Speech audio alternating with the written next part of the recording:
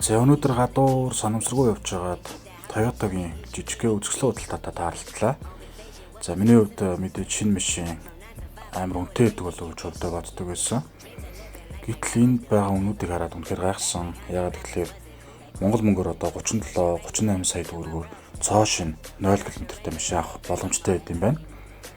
За энэ мөнгөөр мэдээж Монголд бол одоо доотлол нь 10 жил явсан Purus маркийн машин авдаг. Гэтэл ингээд цоо шин машин 37-8 сая төгрөгөөр авах боломжтой байд юм байна. За энд харагдж байгаа машины хувьд бол жижигхэн аяллаа машин, аяллаа загвартай 47 сая 900 мянган төгрөгөөр зарагдж байгаа юм байна. За мэдээж одоо энд бас лизинг байсан. Лизинг нь 96 сарын хугацаатай буюу одоо 8 жилийн хугацаатай ямар ч урьдчилгаа төлбөргүйгээр лизингээр авахаас боломжтой байд юм байна.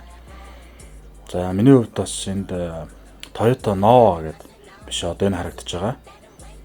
Энэ машин бас үнэхээр сонирхолтой санагдсан. Гэхдээ энэ яг энэ харагдаж байгаа болохоор мэдээж одоо аяллаа загвартай дээврэн дээшээс хөгддөг машин байсан.